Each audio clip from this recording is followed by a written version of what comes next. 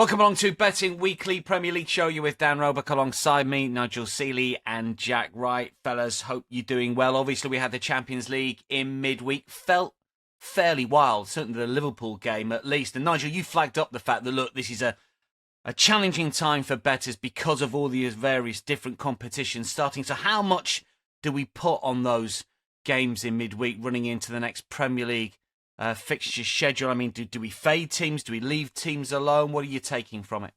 Good morning all. Well, I mean, I've done a little look at the teams last season after they played in the Champions League, and none of them lost. All of them won, and two of them played each other. Obviously, it was a repeat of what we're going to see this week. Arsenal against Manchester City was one of the matches that was after the first week of the Champions League, and that was a 2-2 draw. But the other teams did win, but they were fairly heavy favourites. Just one thing I noticed this week in the Premier League, looking at the slate, only two minus money favourites in the Premier League this week, and one of them is Arsenal at home to Manchester City. And I wouldn't be surprised to see Arsenal probably start around about even money. So we've only got one minus money favourite in the Premier League. Now, if you compare that to leagues across Europe, Spain have 6 minus money favourites. Germany have 8. Italy have 5. So I'm getting our excuses in now why we're not off to a good start and why the other boys do so well, because they can pick the favourites. It's quite easy. But the Premier League is the most competitive league in the world. But the top teams after Champions League usually do win. Jack, any thoughts off the back? And of course, 6 teams in action in the Champions League as well this season, a couple tonight before we record. What's your sort of strategy heading into this match week?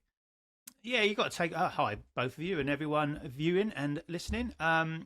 I think you do have to take it a little bit club by club and assess the game they've had and the game that's coming up. And the one point I was going to make as well is the fact that we've actually got Thursday Champions League football this season. So that's going to be an element in the fact that we obviously record before that game's even taken place. And then you've got to take into the fact that it could be injuries. There could be a couple of players that are absolutely key to their sides that are playing tonight that could be out come the time this goes out live, and obviously the games at the weekend take place. So you've got to bear that in mind. But I think that's obviously a new thing for us in the Champions League. We're not used to having Thursday night action either.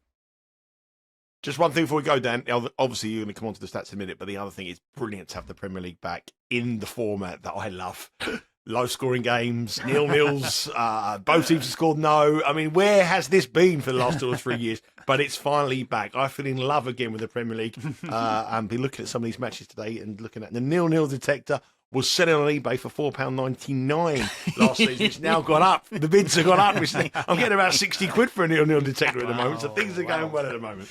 Well, it's interesting you say that because you talk about the minus money favourites, but you know, a lot of the time over the last couple of years when we've done this show, the over and under line, the sort of line that BetRivers put on the website is 3.5. Well, it's 2.5 for every single game this weekend. So we're back. It is interesting how the market has shifted, and the market reacts very, very quickly. That's the other thing. You know, you can't think that you've got a system and it'll work forever.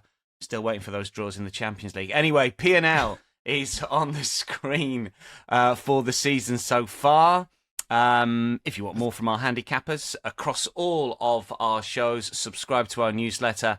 It is free. Twice a week, head to bettingweeklystudios.com. That is probably not the best link to put our figures up and then go, if you want more from our handicappers, well, I did it last week. Probably do that at the end of the show when people have forgot about the figures. Here we are, we're doing our brains, but if you want more, you should just go.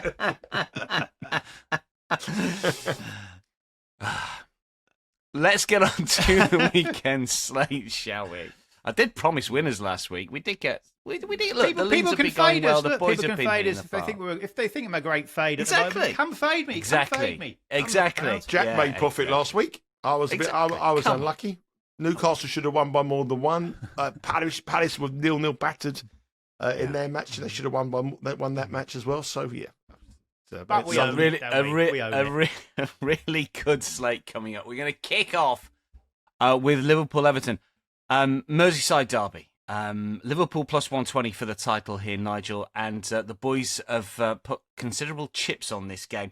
Just before we get into your selections, fellas, look, how sustainable is this Liverpool situation, Nigel? Keep scoring these late winners against Atleti, against Burnley in injury time, Bournemouth opening weekend of the season, Newcastle 10th minute of added on time. Even the Arsenal game was 83rd minute. I mean, what is it? Is it just Liverpool are grinding teams down and this is how they go, and we can think, this is the way it's going to go, or is it just one of those things? And you missed Bournemouth out. They were 2-2 with about 10 minutes to go in there. I mean, it's a sign of a good team, isn't it? It's a sign of a good team. And it's not something new. They did this last season.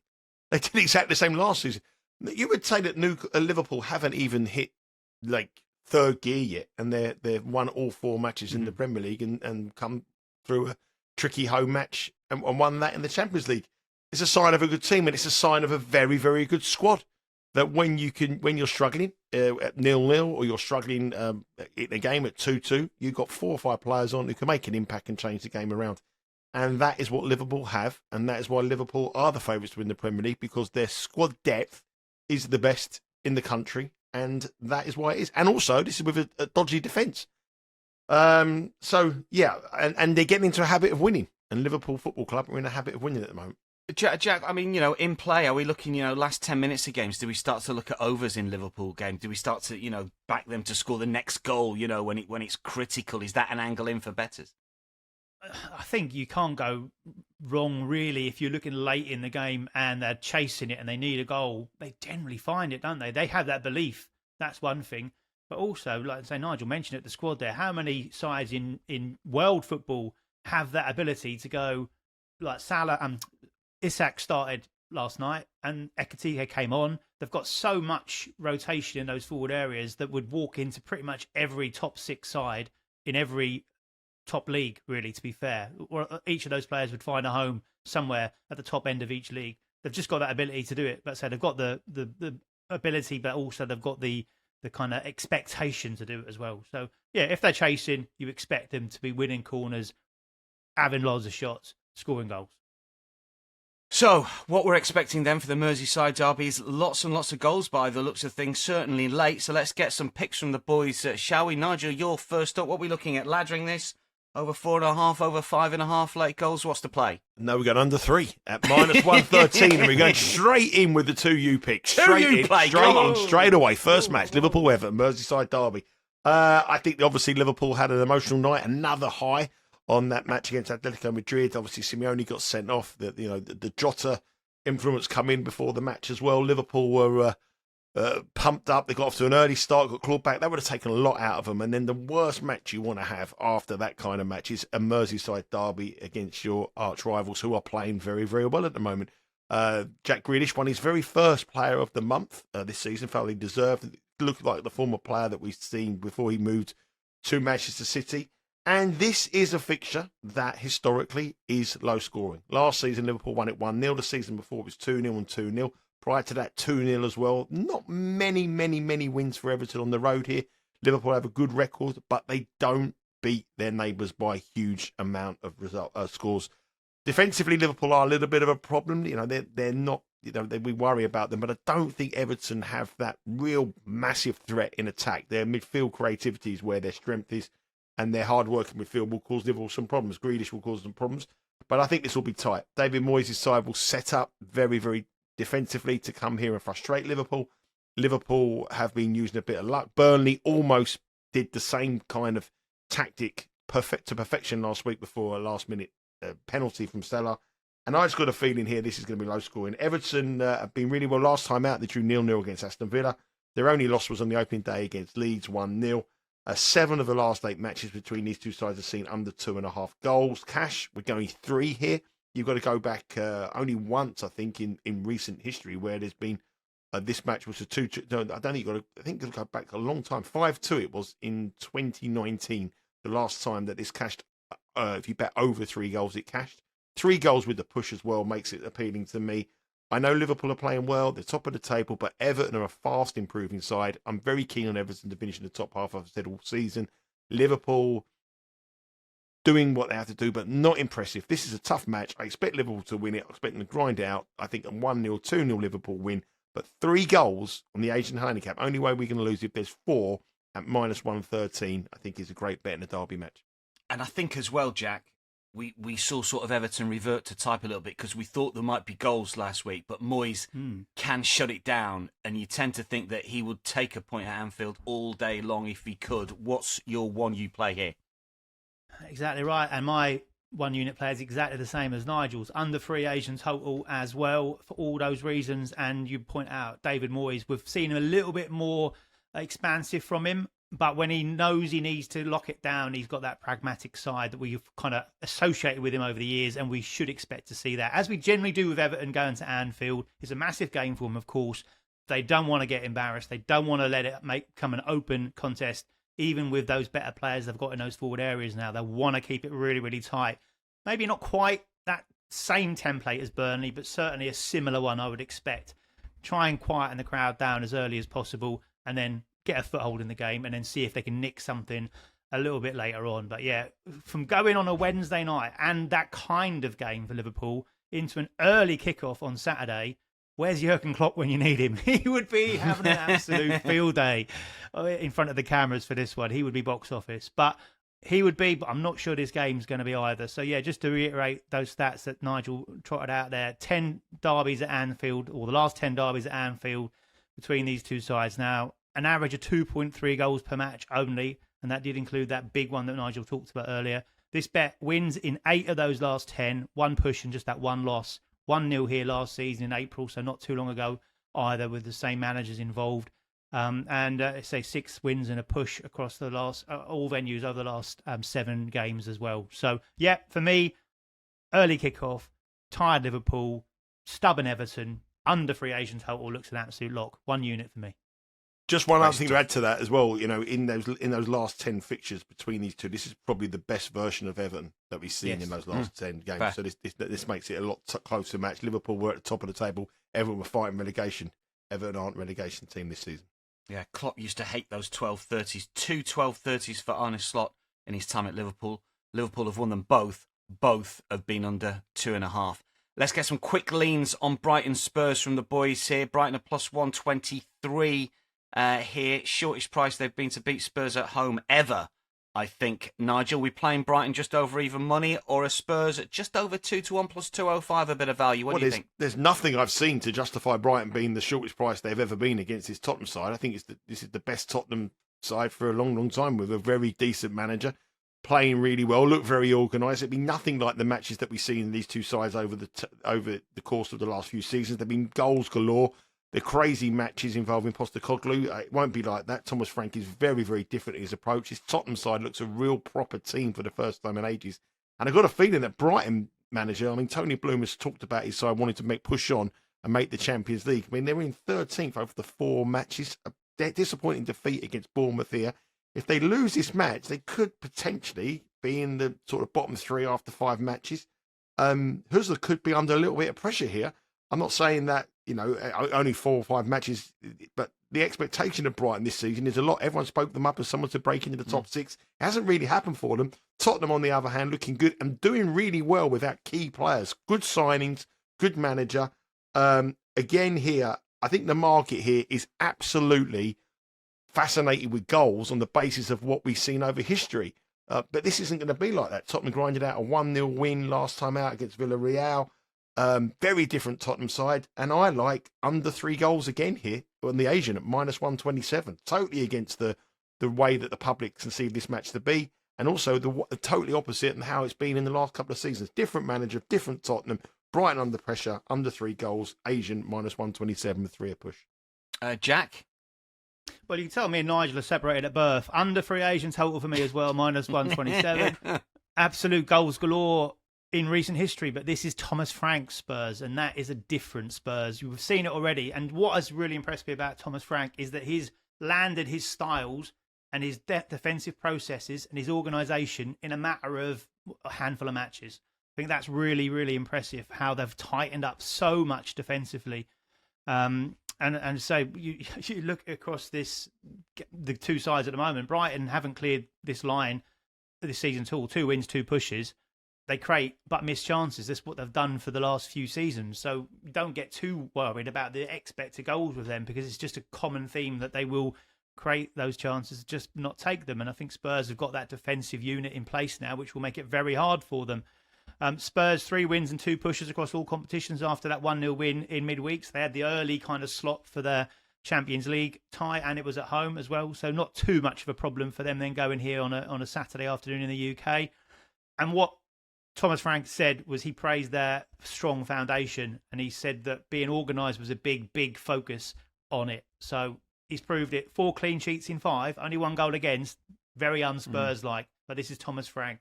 And Frank's Brentford had 2 0-0 ties in the last 3 meetings with Brighton. So I like to use that as a way he knows how to counteract that Brighton threat. So very nearly an official play. It is a lean, but I will have my money on it. Good stuff. Under 3 for our boys when it comes to Brighton, Tottenham.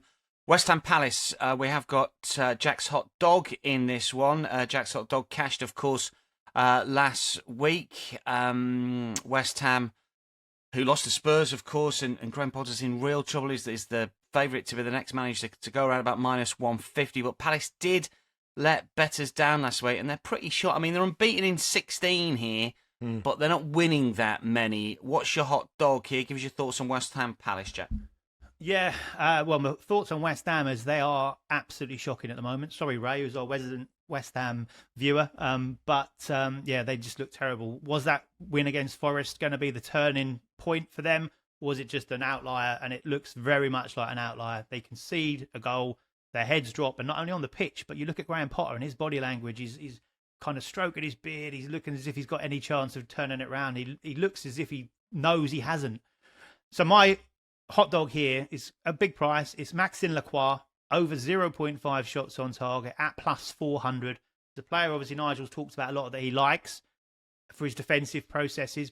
We're looking for him to have an impact at the other end of the pitch. Obviously, I went against West Ham for Chris Wood a couple of weeks ago. Headed goal it was at that point in time. He had a headed shot on target from the 6-yard box. Close, no cigar. But that would obviously cash in this instance. Now, of course, Lacroix was a defender, not a striker. My thoughts here are West Ham are so bad at defending any set pieces, anything in the box. Aerially, they're awful. They're all over the place. Look at the stats from them this season so far, and it is absolutely horrendous. They've conceded 6 headed goals already, 16 headed attempts, which is the worst, alongside Forest. And they've conceded 5 headed goals. So it's 6 goals from set pieces they conceded and 5 headed goals. So all those elements are real alarm bells when you've got a side like Crystal Palace that have got those threats from set pieces. Now, why have I gone for Lacroix? 1, the price, but 2, the stats back it up. Look at Mateta, their main focal point. Is he the main guy in the air? Possibly so. He had 10 headed attempts at goal last season. Lacroix had 20. That was the most of any Crystal Palace player. The next best was Ismail Assar with 12. So you can see where the threat comes from. He only had 6 attempts on target. One of those was against West Ham last season. He's only had 1 attempt on target this season from his games. That was against Forest, who we've already mentioned are tied with West Ham for their concession of set pieces and headed attempts a goal. So that's the route I'm going down. It's a big price. Nigel mentioned it last week. The one fly in the ointment, I guess, here is the fact that Palace don't win that many corners, or haven't done so far this season. They did win 5 last week, and they got 8 in midweek against Millwall. So I think they could only need 1 or 2 here to get a chance, because West Ham, that Papa Sarr goal last week was absolutely abysmal marking. 3 at the back post. He's not the biggest lad. Free header, bang, goal. And with Palace having 3 or 4 targets in the area, I think Lacroix can be the one that can get free, especially at that price. +400 just for a shot on target. Doesn't have to be a header. Doesn't have to be a goal. As long as it's on target, we take it at +400, I think, is value play. So that's my hot dog. Big hot dogs this week for sure. Nigel, what's your thoughts on this one? Do you think, I mean, Potter's under pressure. If he loses this, does he go? What's your thoughts on the game? Well, I'm not sure. But the problem is about these managers, they're all great. They want to go, but who are you going to replace them with? I mean, Scott Parker is someone I always thought potentially could go there. Burnley, might take a chance on him, but you got to get someone lined up. Gareth Southgate potentially. I don't know. We'll see. But let's talk about the job in hand here. I think I was at this match last season, and it was the worst performance I've ever seen from a Premier League side in West Ham. They had 0.22 XG. They lost 2-0, didn't have a shot on target in the whole match. Crystal Palace absolutely battered them. And I think this is a worse version of West Ham, a lot worse version of West Ham. Crystal Palace are probably a little bit weaker than they were at the end of last season, but they're in a winning habit. They won the FA Cup, they won the Community Shield. They're on a 16-match unbeaten run. 10 draws, though, in that period, which is a bit of a worry. Last week, I bet them to win 2-0 at home to Sunderland. They didn't do it. It was a 0-0 draw. But the angle of my thinking was they're so good defensively. Back three, Richards, Gaya, Lacroix are so strong. They had West Ham's number. And West Ham are so lightweight. Paquetá, Jerry Bowen, these three should be able to cope with them two fairly comfortably. I looked at under 2.5 goals at -129. I just can't see how that's going to be a real... I think that's a really nice bet because... but also, for positive for that as well, Sarr may be still out. Adam Walton is still out. Nketiah is out for Crystal Palace as well. So there's three big players who are goal threats, more so Sarr and Nketiah, not Walton, but Walton's creativity is obviously a threat for them. Without them, means they're liable. And I think that's why we didn't cash on the win 2-0 last week, because of Sarr missing. I think Sarr would have made a big difference. But I'm like that, under 2.5 goals at -129. But similar kind of way of thinking to where Jack is. My lean here was Mateta to score at any time. He's +130. And since the start of the new year, only Salah scored more goals in the Premier League than Mateta. And he scored both goals last season in this match and ran the West Ham defence ragged. And this West Ham defence and this goalkeeper is a downgrade on last year. And Mateta at +130 is my lean here, but also like under 2.5 goals. Mateta was on my radar, but I needed a hot dog, so I needed to get that. And the other very quick element is that there's no Souček, who's obviously one of their better defenders in the air as well. He's suspended for this one. And West Ham, only one yellow card and that one red card last week. For a side that are struggling, showing zero fight whatsoever. Nothing about them at all. So, yeah, strong on Palace if they can find a way to the goal. Quick leans from you both. Burnley, Forest. Nigel, what we got here? Did we see a little bit of Ange Ball when Forest were beaten by Swansea in midweek? Should we go over? So what do we think? Forest +114. I think they're pretty short away at Burnley. I think if this was under the previous management, this would be one of my bankers for under 2.5 goals. But with Ange Postecoglou, I think it could be anything. Burnley +240 here. I think the Ange Postecoglou appointment is going to be an absolute disaster for them. I just don't think. Forest was so solid, overachieved last season, but just defensively really good. A great goalkeeper, a goal-scoring threat. He's changed it all up in 2 matches. They look all over the place. Admittedly, one of them was against Arsenal, but they're cruising at home, away in the cup, and then they can see 3 goals against a Championship side is a concern. 6 goals conceded in 2 matches. I give Burnley a chance here. I think Burnley will look at this and think we've got to win this match. These are the kind of matches we've got to win. I think Forest are in trouble this season. I think and especially with a small squad with the Europa League match next week as well. Obviously, we saw how much Ange sort of wanted to win the Europa League more than keep Spurs in the Premier League. Is that the guidance from the crazy owner that he has here? I'm leaning towards Burnley on the draw no bet +135. Been so unlucky against Liverpool. Defensively at home, they have a system. They keep to it. They've got to win their home matches, and they'll look this as a winnable match. Forest at +114. I wouldn't touch them in this match at all. So Burnley draw no bet for me would be my lean at +135. Yeah, I think there'll be a lot looking at that and draw double chance as well. Are they going to park the bus again, Burnley, Jack, or are they going to be a little bit more ambitious? What do you think? What you got lean-wise?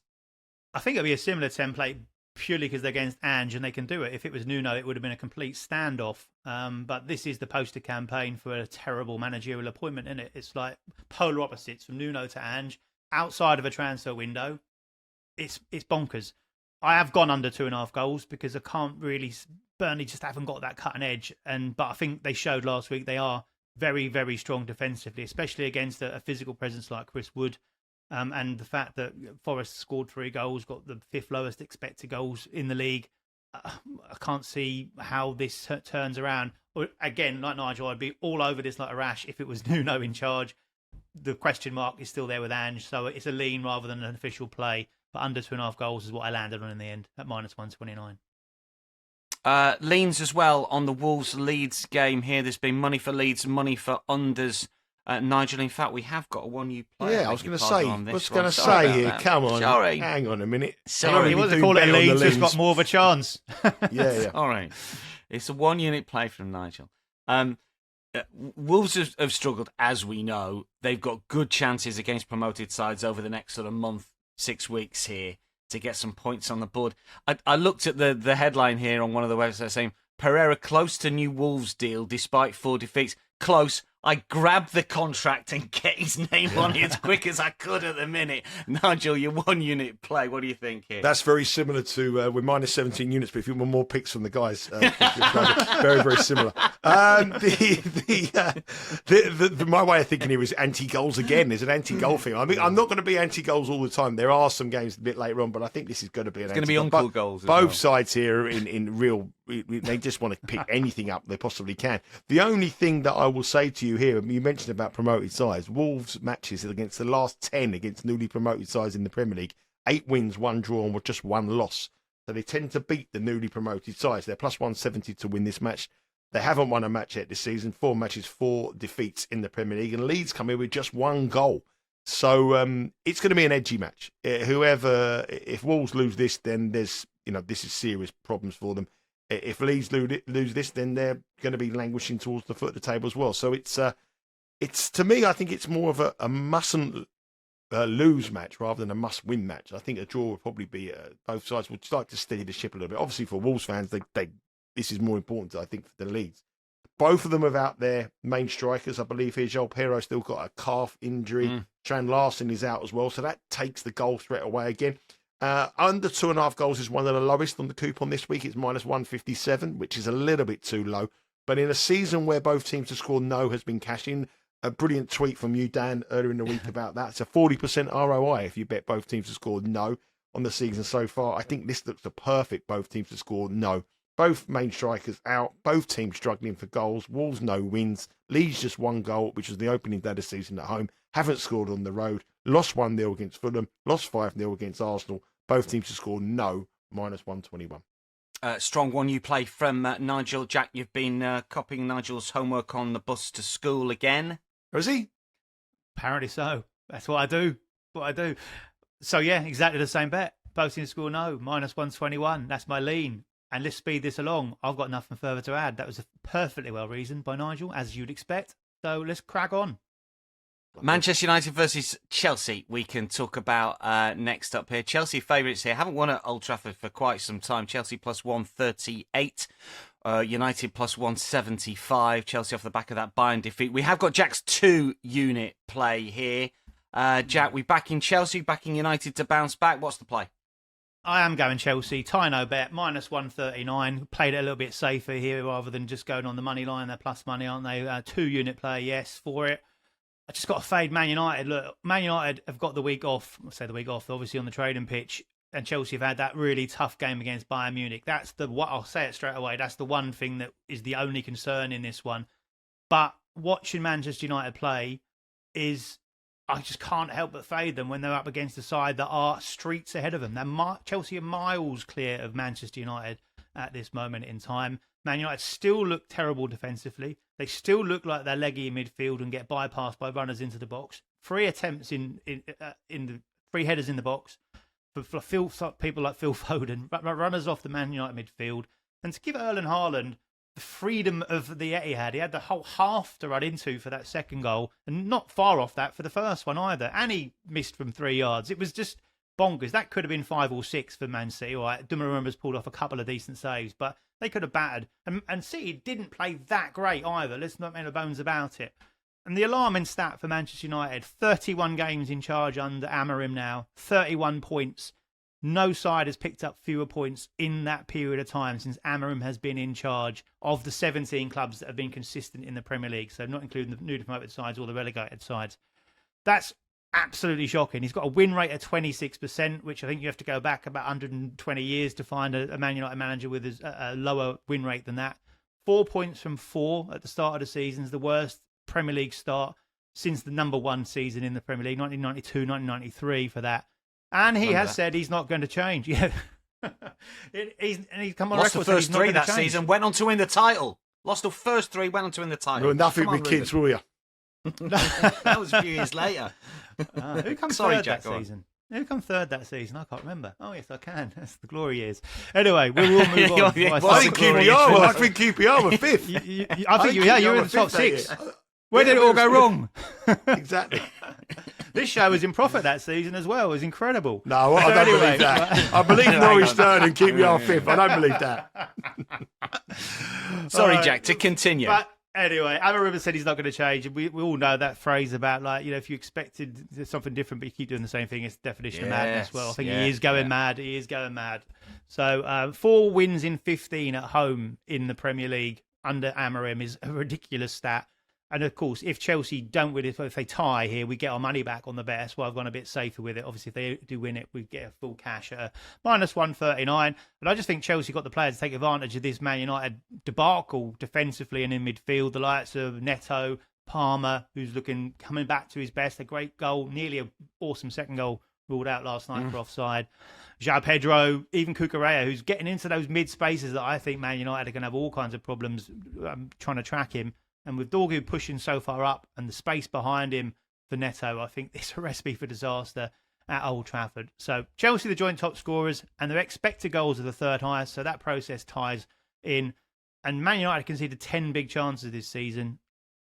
Only Burnley, Forest and West Ham have conceded more. So they do that against Chelsea. I think they're in real trouble. And so I think Chelsea are inconsistent, but they've got the third highest points since their manager, Maresca's come into on 76, only behind Arsenal and Liverpool, and that's 30 more points than Man United have picked up in that period of time. These sides are chasms apart, and it's just because of the names, I think, here is the fact that we're getting that price on Chelsea. So 1 defeat in 13 is the final point for Chelsea. 7 of the last 10 they've won as well, unbeaten in the last 3 against Man United, winning 2 of them. Tie no bet, -139, 2 units.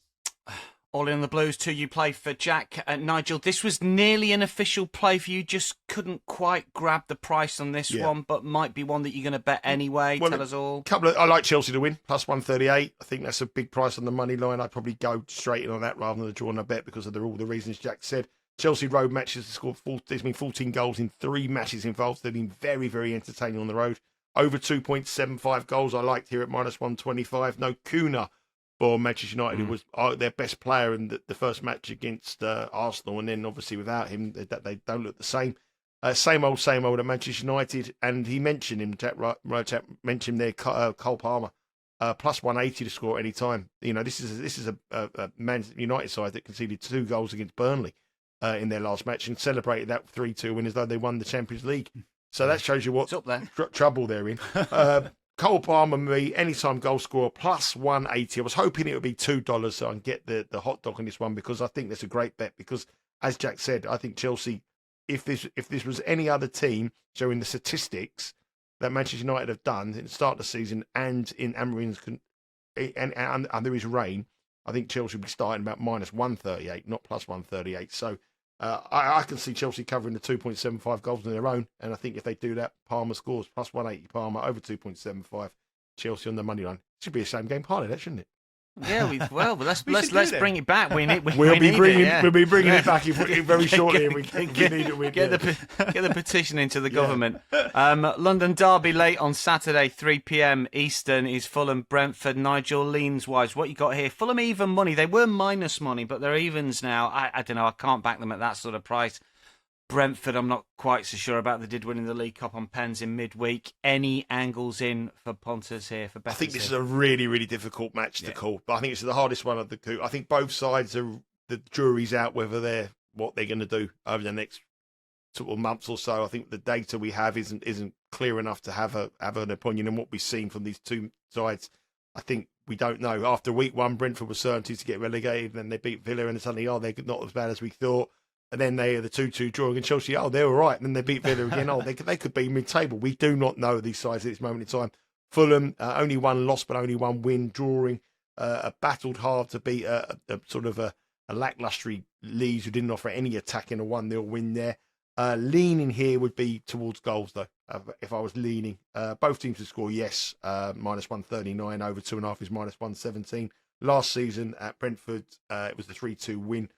And at Fulham, it was a 2-1 win. So last season, both of these cashed on the overs and both of them cashed both teams to score. Yes, that would be my way of thinking. But all the matches this weekend, my least confident selection of the lot.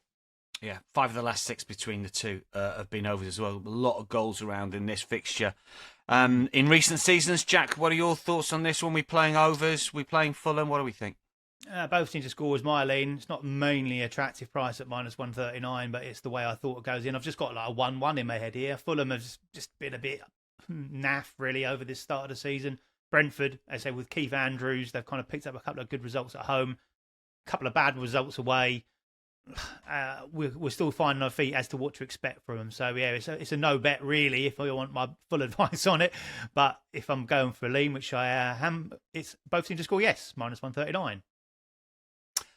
Bournemouth against Newcastle is a Sunday game, 9 a.m. Eastern. That's because Newcastle playing the Champions League against Barcelona. That's going to be an emotional game, Nigel, for sure. We're not quite sure how Newcastle are going to come out of it, but it is a home game, so to a certain extent, whatever happens, it'll just be a good occasion there. Bournemouth have been bet a little bit. They are favourites +148, and they've had a really good start to the season. We were all concerned because they lost pretty much all of their defence. Zabani went, Hussein went, Kirkes went, keeper went, but they're all right, aren't they? Do we bet them, though, as favourites against Newcastle? Well, they've got a very good manager. He's a manager who's done really well. Bournemouth were a side that I couldn't really get a read on. I thought they were overachieving, but this season I've been really, really impressed with them. And they've got an excellent recent record against Newcastle. Eddie Howe, when he plays his former club, they raise their game. I mean, I watched the game. It was quite funny because this fixture, Newcastle-Bournemouth, was on the same day as the West Ham Crystal Palace match. Well, I went to last season, the same fixture, the same days, and I was watching this with the early kickoff, and I bet Newcastle to win it, and Bournemouth did absolutely batter them 4-1. It was incredible to watch, and they know how to beat Newcastle. They've got pace, they've got strikers, Semenyo, they've got guys up front who can score goals. They've got everything about them is a problem. And after a massive, massive Champions League match like Newcastle are having this evening, we don't know what's happened there tonight. We didn't have anyone come through injured. It's very difficult for us to have an opinion here. But this is one of the last places you want to be going to, Bournemouth. I know it's not the most intimidating place, but the style of play will cause you problems here. I think there's goals in the match, over 2.5 goals, -125. Yes, since they've been in the EPL, these two sides, 10 of their 14 matches, have seen both teams score. Yes, both of them play football in the same way. Eddie Howe's philosophy has sort of been the way they play at Bournemouth, and Iraola's taken that on. And obviously at Newcastle, he's getting his team to play the same way. They found the striker in Walter Marder, scores at the weekend. I think he's going to be popular in the anytime goal scorer. He'll be a threat in this match. And both teams to score yes is -157. I think goals, but I wouldn't be surprised to see Newcastle not win this match. I think that Bournemouth, but at the prices, +148, it's been the recent record they have, and Newcastle playing the Champions League has been factored so heavily in this. I would want to be betting Bournemouth the other way around. +175, I might be interested at. +148 favourites. There's something not right about that price for me to get involved in, but I do expect goals. Jack, you are getting involved with Bournemouth, not on the money line here, but maybe they can take some sort of advantage of whatever happens to Newcastle tonight against Barcelona. What's your play I think here? It's tough. It's a no bet because of the unknowns about Newcastle after we've recorded this. But I have gone Bournemouth tie no bet as far as my expectation on the game is concerned at -129. I say heavily baked into the fact that about Newcastle against Barcelona is going to be an absolutely monumental game. And if they win, if they lose, whatever the outcome of it is, I think that's emotional is going to take it out of them before they then have to travel the length of the country to get down to Bournemouth for a Sunday kickoff. It's quite a tight turnaround for that and the investment needed in it. So I can't help but be anything other than massively impressed with Iraola, how he has just remoulded this side. He's kind of took it in his stride. As you say, that complete back line has been ripped apart. He's put a new one back together, and it's been seamless. Simple as that. Really unlucky against Liverpool on match day 1. Since then, 3 straight wins. Very impressive against Brighton. They dominated that game. I think they'll look to try and dominate this one as well and put extra intensity into it, which Newcastle might struggle with. Normally a strong point for them, but might struggle with based on the fact of that Barcelona game. So, as I say, Nigel pointed out already, some great records head-to-head in recent seasons. So I'm just going to side with them on a tie no bet at -129. Sunderland Aston Villa is another game that's Sunday 9 a.m. Sunderland are +255, Villa +108. Nigel, what I know your picks outside of the main markets, but just give me your thoughts on Villa here from a betting point of view. They've been favourites in 4 of their 5 games in all competitions so far this season, and haven't won any. I mean, how are they favourite? I know it's Sunderland, but we talked about Sunderland being strong at home where they've picked up wins. How can Villa be just over even money for this game? I don't quite get it. Well, I don't think the market's massively gone negative that as quickly as you may have done. They still believe that they've got the manager. They've still got world-class players, a world-class goalkeeper, a striker in Ollie Watkins, who is, an England international. Some good new signings as well, and I still think the market believes that they are a lot better team than Sunderland, and they are. They're 1-11 is. You've only got to look at the Europa League prices to realise that the market's still keen on Villa, because Villa are overwhelming favourites to win that, and this is a side that's even scored in the Premier League, and they're a big favourite to win that tournament. I think they're like 5-1. Next best is like 10-1. So the market still likes Villa. Do I like Villa in this match? I do. I think that they've obviously had some problems in pre-season. A few players wanted to away. One of them obviously did go left to go to Newcastle, and the goalkeeper issue caused issues for them as well. And Emery didn't really know how to deal with that in press conferences. But that looks to be sorted out now. The problem is last match against Everton, their data, their XG was absolutely awful. I mean, it was terrible. It was unlike them. We know they're strong at home. We know they're pretty vulnerable in away from home. But then last season, they were better away from home than they were at home over the last few years. Sunderland here unbeaten in 3 at the Stadium Light. Villa really, haven't scored. So something's got to change. Do we go with the early season form of Sunderland, or we go with the prices of the Villa? Now, if this was the first match of the season, what price would Villa be to win this match? I'd say they'd be minus money. Easy minus money. They'd be about 8-13, so minus 160, minus one, probably about minus 160, something like that. They're plus 108. So do you think that's an overreaction? It's entirely up to you. But the bet I like here is one of our favourites on the show, and it's my hot dog. There was a couple of better hot dogs, but we obviously the stipulation is you've got to be 2-1 or bigger, and it's Harvey Elliott to score at any time. This is a side that needs something. Villa needs something. It needs something to happen. They need some fresh impetus. They need someone to come in and raise their game. And Harvey Elliott is a player that I've had my eye on for the last couple of years, who I think is an absolute talent. He made his first start in midweek in the Carabao Cup and scored for Aston Villa. He hasn't played yet in the Premier League, but I think he'll start in this one. That Villa needs something that fresh. I think he'll start. I think he's playing a more advanced role than he did for Liverpool. In the England under-21 international in the summer, he was the player of the tournament, the top goal scorer in the tournament, and he scored 6 goals in England's run through to win the tournament, and 1 in the final, 2 in the semi-finals against Holland, and 1 in the quarter-final against Spain. He's a proper player. Villa needs something, and he's plus 360 to score at any time. I prefer Cole Palmer, but Cole Palmer's plus 180, Harvey Elliott's plus 360, and of all the sort of anytime goal scorers and anything that's eligible for our hot dog pick, Villa needs something, and this boy could be the answer to their prayers. I think he starts. I think he's confident. He'll be raring to go. He'll be fit. He'll be looking for an opportunity, and don't rule him out making a late claim for the England squad, because I think he's that good. I think he'll be involved. If he has a good run of form, I think he'll be involved in the squad for the next England international, and you never know. He's a proper player, and I think Harvey Elliott at plus 360 to score any time is my hot dog this week in the match against Sunderland against Villa. And he scores away from home more than he does at home as well. I don't know why that is. Maybe it's just a little bit of a quirk, but just looking at some of his numbers over the last year, that's another little tick. He scored at Paris Saint-Germain. He scored for this is the it. 1-0 win. He scored at Brighton. He scored exactly. goals. It's a strange one, but maybe he just gets a little bit more room. Don't know. Jack, you are sort of on this. I mean, I like your play here. I just on the prices, I just think that Villa shouldn't be that sort of price. Sorry to Jake and Adam and one or two of the other Villa fans that tune into the show. Yeah. Jack, your play.